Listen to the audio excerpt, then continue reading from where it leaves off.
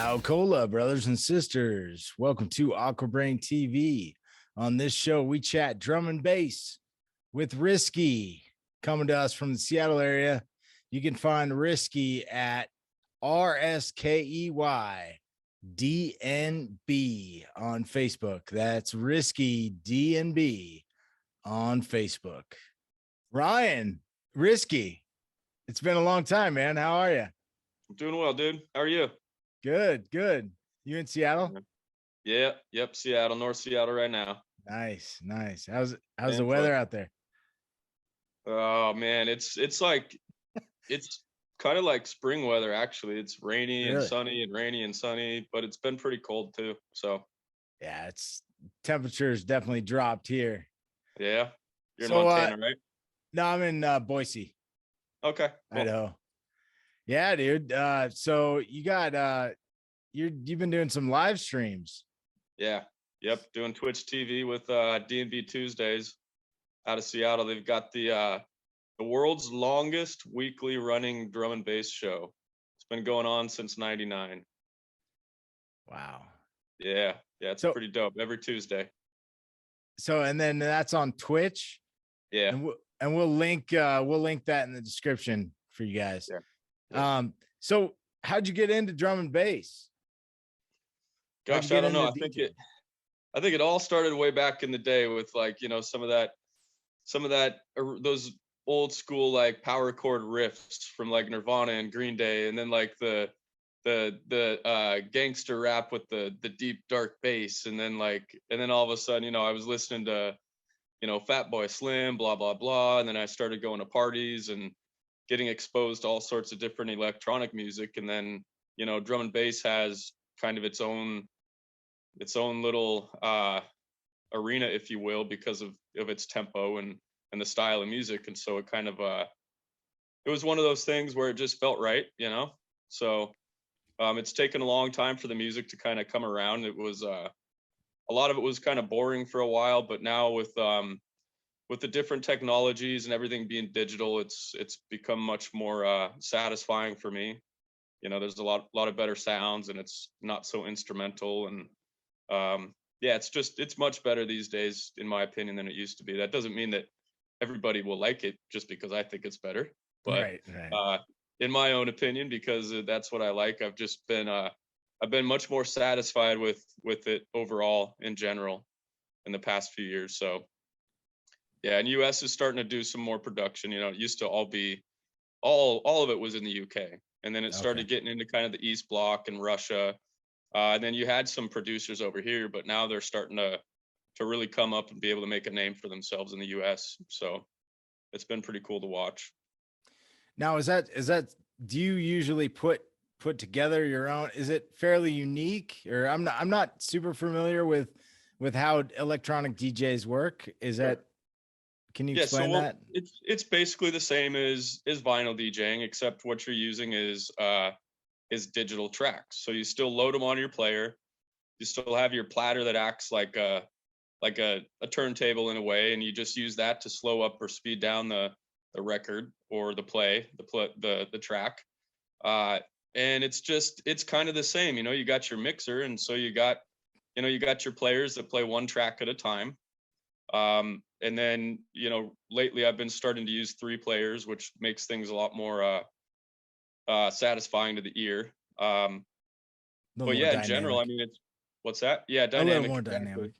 Yeah, and it adds some more character and quality to it. And so it's virtually the same thing. It's just a lot easier to pay attention to your actual mix versus vinyl, because vinyl was, you had to pay attention to a lot of stuff.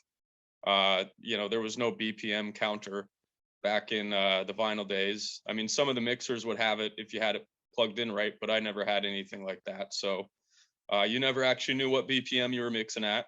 These days you can buy your tracks, and they all get analyzed, and so they come out. So now you know what key each track is produced in, and so now you can mix harmonically with the keys, and it's called the Camelot wheel that a lot of people use, and you can use that to put together your sets. So a lot of times what I'll do is I'll get 50 or 60 tracks in a row, and each one of them will line up harmonically. So, you know, when they go to mix together, they don't sound off key, if you will, you know, trying to mix two different keys together that aren't harmonic, and you can get kind of a fuzzy, muddy sound, and it just kind of sounds trashy. So that's kind of evolved the game a lot too. It's been pretty cool. Nice. Yeah. And it's I would think that there's more variety as opposed to going out and having to buy a record to get a, you know, you're pretty limited, Yeah. right? You buy that vinyl Yeah. and then Yeah. I mean, a guy like you and me can produce in our own homes and send it to Beatport, which is one of the, you know, bigger places you can buy stuff from. And it's like, I mean, anybody can make a track now, and you don't need to have it pressed on wax or anything. So you just, you know, load it up to a site and people start buying it, you know. So I've got some friends that produce, and that's how they roll. And, you know, and it's a good money maker for them. But it's you're right. I mean, it's so, you know, use the word again, it's so much more dynamic now. I mean, the genre for every kind of electronic music has just gotten intense. You know, you've got all these subgenres now within each main genre, and it drives some people nuts, but it's kind of nice because, like, if you know what sound you want, then it's like that, you know where to look, you know what genre to go for. yeah. And so even though there might be 20 or 30 genres and it might be kind of silly, you know, you still know where to get that specific sound. And back in the day, it wasn't really like that. It was drum and bass, house, breaks, ambient, you know, trance. And then there wasn't really any subgenres within that were official, you know. And so when you went to the record store, it was just, you know, they were all organized by exactly what I said, you know, just their main genre. So it's kind of a it was, crapshoot. yeah, and it was it was such a pain in the neck, you know. You go and you pick out 10 records that maybe the artwork looks cool, right? Yeah. And then you have to go to the player, and then you have to pull them out, and then you have to put them on the player, and then you have to pull them off, and you know, and so you might find one track out of those 10 records, and then you have to spend $12 to buy 2 tracks, and then you might only like one track on that record. So, you know, these days you can buy the digital format tracks in Wave for like $2, you know, and you buy one track at a time. And instead of back in the day where you'd spend, you know, $10-12 on a record that only had 2 tracks, and then oof, heaven forbid you scratch it or something, you know. Yeah. Or you don't like either of the tracks, you're like, oh man. Yeah. Yep. You get home and you're like, what the hell is this? So oh crap. Yeah, that used to happen a lot. Cool. Well, so tell me about this Twitch thing. How long have you been doing that, and how'd you get into that? Yeah, I've been doing that with well, since COVID hit, we couldn't do any Tuesday shows, and so they started doing it on Tuesdays out at one of our buddies' houses, and they've got this major production, you know, lights and blue screen, and we've got, you know, digital visuals that go on behind us. And so they got started in it because of that, you know, because of COVID, and we still had to have our party every Tuesday. And so we were doing that. And then we also started doing it on, it was the Friday night shit show, and now it became the Saturday night shit show, where everybody just gets together and just gets totally smashed and plays records like shit and just has a good old time. But, you know, every time it's a shit show. I mean, it's, you know, it's pretty crazy. But I'd imagine it's harder to train wreck in digital. But oh, it's way harder. It's way harder because like you said, you've get like on my players, I've got my BPM that I set, and I set it and forget it, man. And so basically the only way you train wreck is if, like, I actually did it a couple days ago where I had the wrong button pushed, and like I went to do a loop and my loop was off, and so anyway I had to filter out of that real quick. But it was it's harder to train wreck, but you can do so many things to screw shit up. It's there's so many buttons and like you get lost in the weeds. Yeah, and if you got somebody else that comes over and plays your shit and they start pushing buttons and changing your settings, and then you go to play on it again, and it's like, what happened? Where's all and you got to recoordinate everything. That was me. I was notorious for that. Like I just go to somebody's house and see that and just go over there and just like And No, then those poor guys.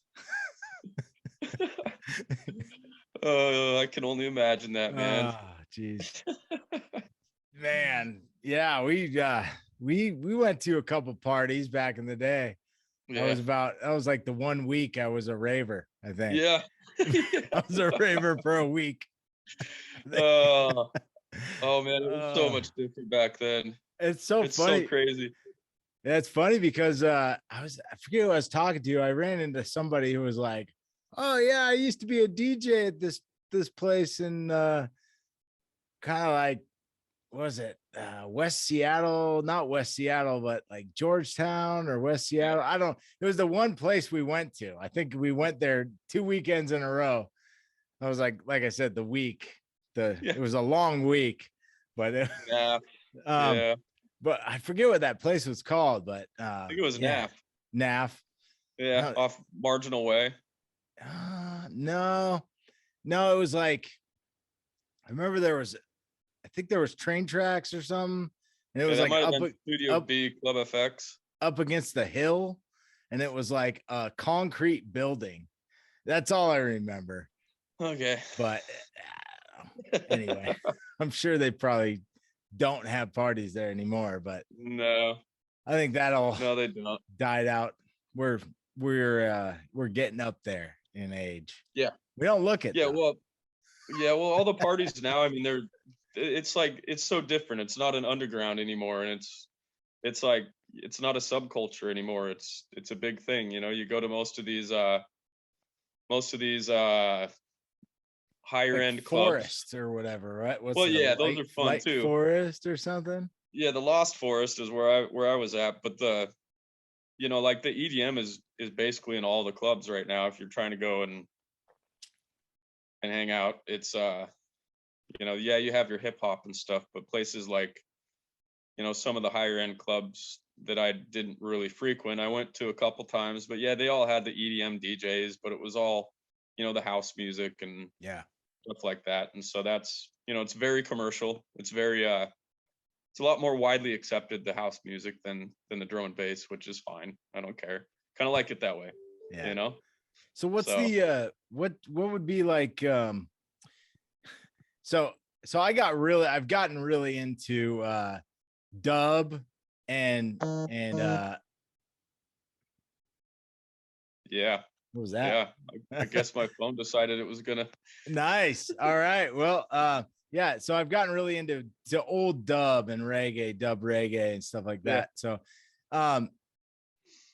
is dubstep kind of a version of that, or is drum and bass more like hip hop derivative, and then drum and bass or dubstep is more reggae derivative, or is it? So let's see. Dubstep is kind of a halftime of drum and bass. So if you took drum and bass and you took one of those tracks and you're playing it and you cut the BPM in half. Oh. And so now it's playing twice as slow. That's basically what dubstep is. That's how it started, kind of. Okay. Obviously it kind of it created its own niche over time. Sure. And then yes, the dubstep can also be, you got some of it attributed to the reggae and the hip hop, but more or less it's going to be the drum and bass is going to be the more hip hop driven. You're going to have a lot more MCs. You've got a lot of I don't know, a lot of rappers, I guess. I mean, a lot of people that spit over drum and bass, and okay. It sounds decent on drum and bass. I haven't heard much with much vocals with dubstep. I'm not quite sure how that would work, but this is just too slow. Yeah, I don't know. I mean, I guess it just hasn't been tried much. So, sometimes you get the MCs at the parties that'll spit a little bit, but a lot of times you'll go to a drum and bass party and they'll have a full-on MC for the whole time, and it's not like they're talking the whole entire time, but they just spit out whenever they want. That's awesome. Yeah, that's cool. Yeah. You ever have like singers, like female singers or anything doing hooks? No, not with this group. No, last year we had when we were throwing a Renegade out in the woods, we had this one guy show up with a sax. Oh, really? Dude, we were like, That's awesome. okay, yeah, you can play with us. And then like Was it it any was good? so, yeah, it was awesome, dude. We were so Nice. apprehensive, and then he starts playing, and he just like, it just somehow worked, man. It's awesome. Like thinking about a saxophone over drum and bass does not sound lovely, but for some reason the way he played and the songs that were played at the same time with him, he made it work. So yeah. It's very cool. Very cool. Yeah, it was So, fun. so were you doing live gigs before COVID hit? I was or- actually just starting to get back into it. I took a break for a while. Yeah. Had to get some stuff clean and had to figure myself out. And then I started getting bored, and I'm like, man, I still need music in my life though. And I started going back out again, and started playing music again. And then COVID hit, so Yeah. I was like right on the verge of going and playing live again, but it was just didn't happen. So I mean, it sounds like almost a blessing in a way, right? Because now maybe more you're practice. doing yeah, exactly. Now you're getting your chops up here with and it's essentially a live show. Yeah. Because you don't have the people, Right. I mean, but you do have a following. So about how many people tune into that show? Oh, let's see. It depends. I think let's see. So I just played Tuesday. I don't play every Tuesday. I might play like once every 6 weeks or 4 weeks or something like that. But on Tuesday we had like 70 to 100 at any given time. Wow. Yeah. So it's pretty good. I mean, And it's a long show though, right? How long it's is the show? 9 to 1. 9 to So 1. 4 hours. Yeah. And I do an hour set, so we have 4 DJs that come on and play. So do you find I guess you weren't doing live shows, but is it a lot of people dance to the drum and bass? Yeah. The big. Yeah. That's kind of the deal for it. That's kind. We do a lot of dancing, and that's a lot of people do. So we don't like to consider it EDM because we think of EDM as like house and all those more commercialized things. I mean, technically it's electronic dance music, but the drum and bass, we just consider it to be so much different than the other genres. I mean, it's maybe that's a stuck up point of view, but that's just kind of how we like to do it. We don't like to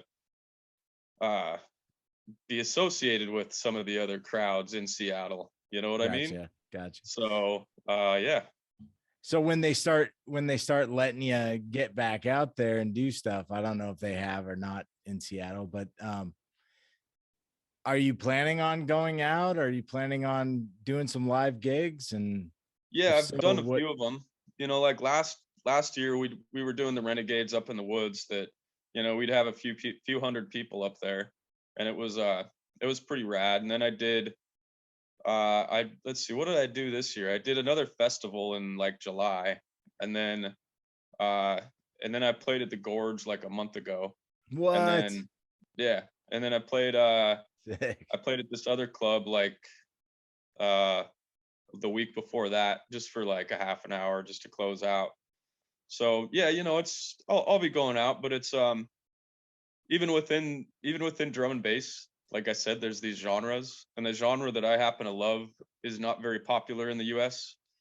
So and what's that? Neurofunk. I know. Yeah, so it's a really like bass heavy. It's got a lot of those weird samples, like the trippy stuff. It's a little bit psychedelic at times. But it's kind of more of a trippier music versus like a lot of the drum and bass is like just big booming bass and some drums and like some ball and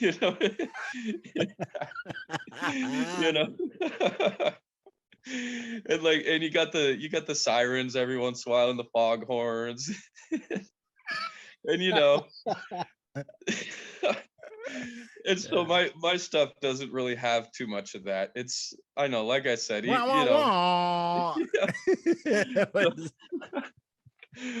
oh yeah.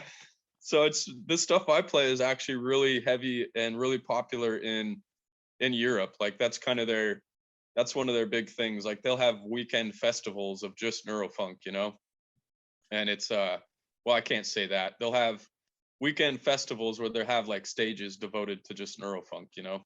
That's And awesome. so it's yeah, and so we can't really, it's pretty hard over here to get that kind of stuff going. So the people down in LA, they like their neurofunk, but they still run into the same kind of issues, you know, trying to get the following and Yeah. yeah. But you know, I'm just gonna keep playing what I want to play. Do you have specific followers that you know of personally? Like you're like, well, maybe not personally, but you're like, yeah, this guy tunes in a lot when I play or whatever. I did for a little bit when I was doing some of my Facebook stuff before that was like last year.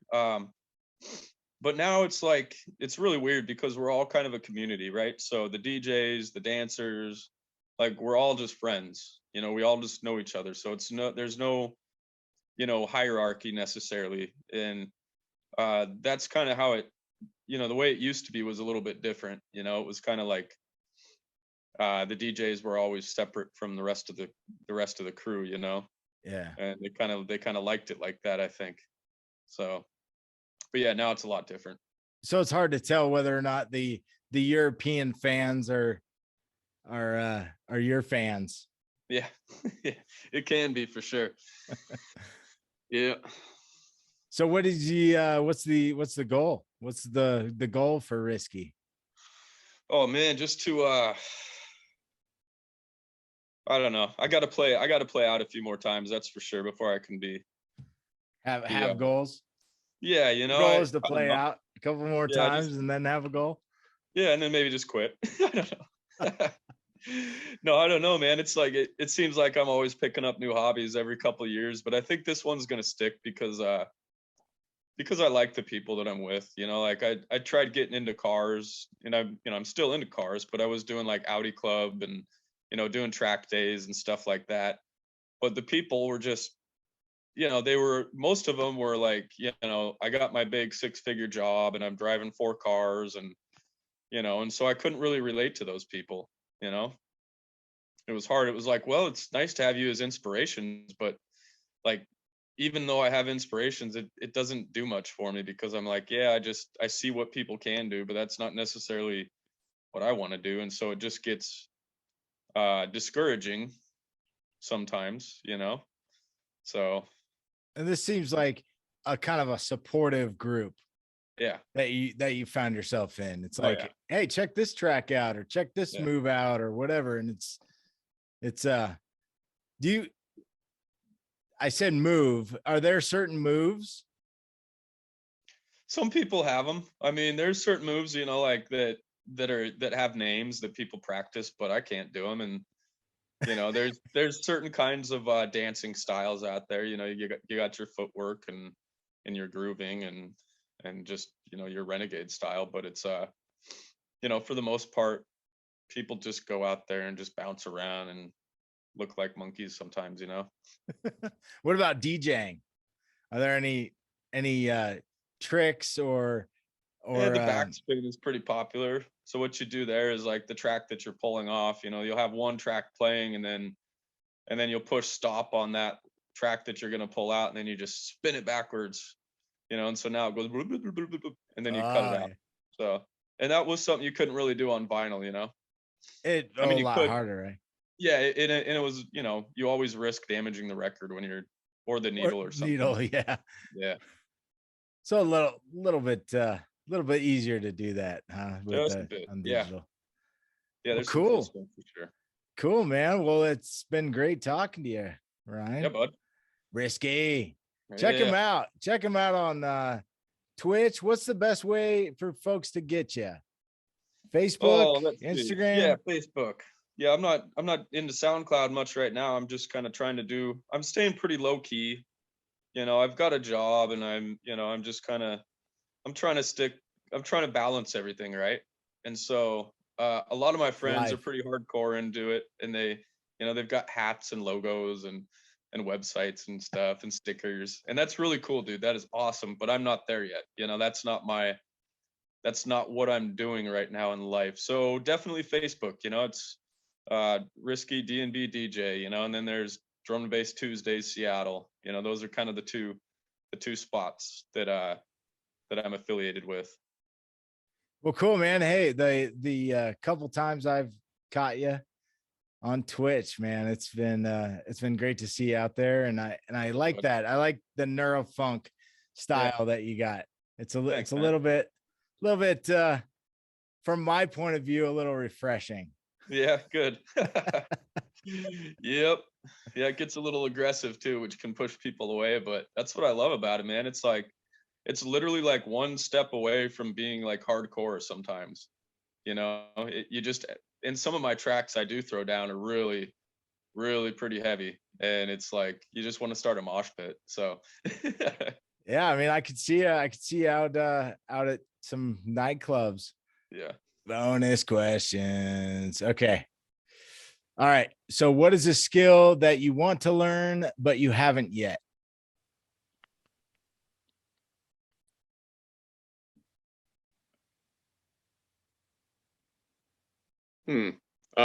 Driving a right-hand drive manual car. There you go. Could you imagine that, shifting with your left hand? It'd be something you'd have to learn. You better get it quick too, right? Yep. Or at least have enough money for some new clutches and transmissions.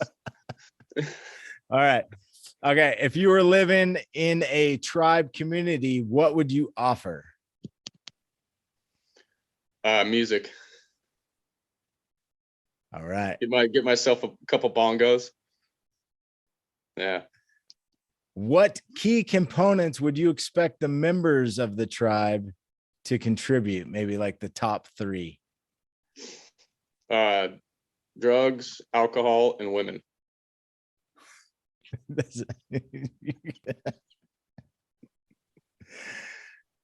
Here at AquaBrain, we don't condone any sort of Nope. All right. Okay, so if the system that we're all dependent on collapses tomorrow, what would be the first thing that you would do? Fill up my cars with gas. Well, fill up one car with gas and get out to Whidbey Island, and that's probably it, man. And hope they close the ferries. Hope they close the island off, huh? Yeah, just leave us out there, man. Just leave us alone. Just bomb the Deception Pass Bridge and we'll be good. Oh, jeez.